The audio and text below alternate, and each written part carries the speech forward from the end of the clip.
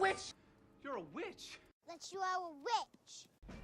Witches. Whether we believe in them or not, their presence in film has charmed audiences into witnessing their magic for almost a century. While we see powerful women in cinema all the time, witchcraft has always been one of the easiest and most popular shorthands for feminism in film and pop culture.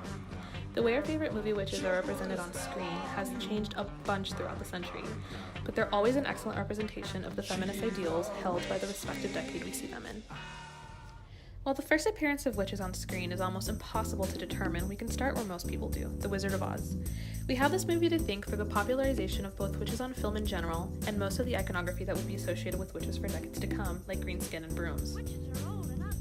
The Wizard of Oz also established the famous good witch versus bad witch trope. Until then, history deemed strong ladies who refused to conform as witches and were to be antagonized because of the fear of powerful women. Portraying a witch that was righteous and good, such as Glinda, was innovative because it acknowledged that perhaps these qualities in women should be championed and even aspired to. The middle of the 20th century saw an interesting evolution of the portrayal of witches in pop culture. Things like Bewitched on TV in the 60s and the movie I Married a Witch in 1942 took the witch out of fantastical lands and straight into the domestic household. Today, the idea of a woman using her powers to simplify her domestic responsibilities and better serve her husband doesn't sound super empowering, but it's important to consider what these portrayals meant for feminism in this decade. Because of the standards implemented on them, women rarely had an opportunity to feel empowered or independent in their communities or at work. Portraying these housewives as having magical abilities really attributed a sense of purpose and agency to their everyday lives, depicting women as the most powerful figure in the household.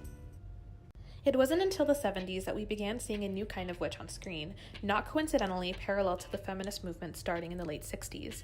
In 1972, George Romero gave us Season of the Witch, which depicted Joan Mitchell as a bored housewife who sought witchcraft to feed her hunger for a purpose independent of serving her family.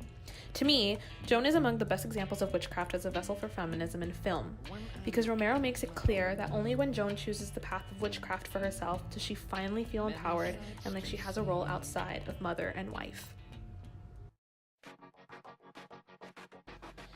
The latter half of the century introduced even more facets of feminism to the witch subgenre.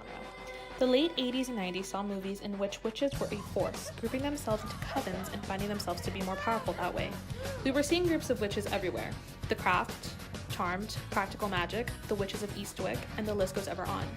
Feminism was now focused on the collective experience of women as opposed to their individual ones. While these movies focused on a stronger together mentality, they were simultaneously concerned with women in their adolescence or early adulthood, which gave agency and validation to the experiences and voices of women in all age groups. Movies about witches today seem to be the perfect hybrid of all the witches we've seen on film throughout history. One of my absolute favorites, 2015's The Love Witch, takes direct inspiration from the witches in I Married a Witch and Bell, Book and Candle. Anna Biller takes the feminist ideals articulated by these films and places them in today's world to represent the progress feminism has made since then. The whole history of witchcraft is interwoven with the fear of female sexuality. They burned us at the stake because they feared the erotic feelings we elicited in them. Later, they used marriage to hold us in bondage and made us into servants, whores, and fantasy dolls. 2015 also brought us The Witch, reminiscent of period pieces such as The Crucible, but concerns itself particularly with the hysterical fear of the other that seems to be timely and appropriate in today's world.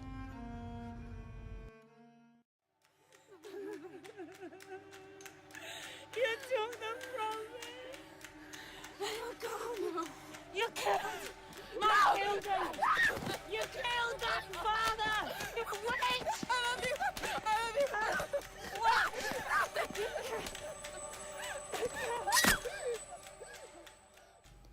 Where witches on screen will go from here is definitely something to look forward to. Intersectionality in our feminism today promises the presence of more non-white witches on screen, which we've seen some of on television with sensations like American Horror Story Coven. There is no denying that the evolution of feminism has been perfectly represented by our favorite witches in film throughout the last century. The witch was used for centuries to isolate powerful women, condemning us for finding our own strength.